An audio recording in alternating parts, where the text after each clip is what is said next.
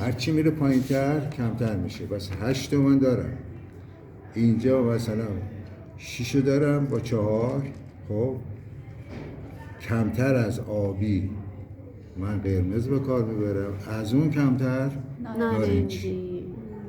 حالا یه چیز رو توجه داشته باشید، رنگای گرم چون فرکانسش بالاست، طول موج کوتاه، سرعتش زیاده. برای چی؟ چرا نارنجی و قرمز میذاریم؟ برای خطر، زود خبر بکنه بگیره طرف، وایسته آبی باشه میذارم به هم بگیر.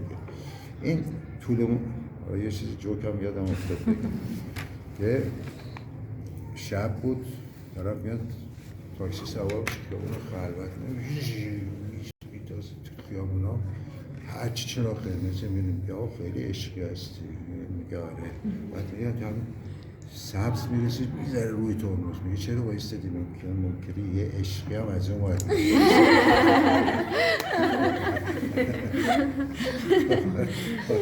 از عشقی داد. خب پس من این اعداد و بچه اینا رو باید چند بار امتحان بکنید، دستون میاد دیگه.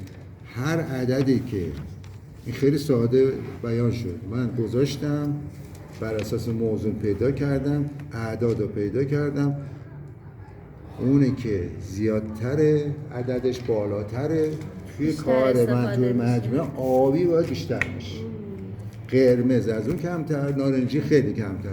رنگ سیاه نیست، سیاه اصلا حرام آقا. من فتوامتم حرام. سیاه رنگ بسیار خوبیه، همه رنگا تو دلش هست، ولی توی کار هیچ وقت قاطی رنگاتو نکن، میکشه رنگ، داغون میکنه. مثلا سیاه مثلا آبی میزنه میشه اصلا تو اوترامارین یکم سیاه داره، یکم سیاه داره. آبیای مختلف ما داریم، اوترامارین یه 5% تا 10% سیاه داره، برای تیره است، گرفته است. مثلا آبیشو درست میکنه برای آسمونای خیلی تیره خوبه، ولی رنگ‌های شفافتر ما مثلا آبی اصلی رو کم رنگ بکنیم یا آبی آسمونی خیلی خوشگل بکنیم چون سیاه نداره، چک میکنه اصلا. خب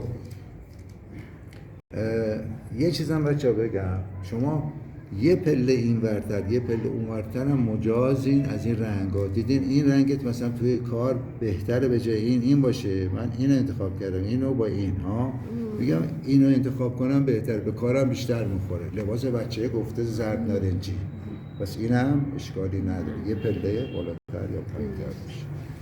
شما دیگه بگم امتحانم رنگ گوش خوبه، با گوهاش با اکریلیک با آره. این خیلی ساختن، ما اون هستن گفتن تو کارشناسی گفتن اینو درست کنین، بعدم میومد یه خط لامرد میکشید روش، میگفت برو دوباره کار کن. همه آرتروز گردن میگیرن ولی نمیفهمه واقعا این به چه درد میخوره. دقیقاً هیچ وقت من فایده‌ش اینو نمیشه. چیکارش باید بکنم؟ وقتی از این درست استفاده بکنم اون ساختار من کاملا بالانس، مولا درزش. یه چیز رو اینجا باید تاکید بکنم بگیم بعدی. و از چی متنفری؟ چرخ رنگ از واسه خط خوردوش یک سانت آره زدی بیرون، برو دوباره. بیرحمانه هم میزدن.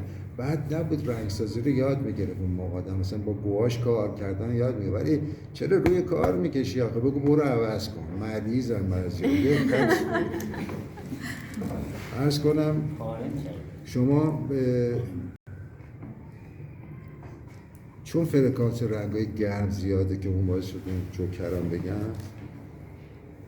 طول موجش کوتاست، سریع میکشه، آبی اینجوری دیگه، سبز اینجوری میده. و این اگر کمی تو کارتون بیشتر شد به کارتون لطمه نمیزنه، یعنی چرتکه خیلی نندازه.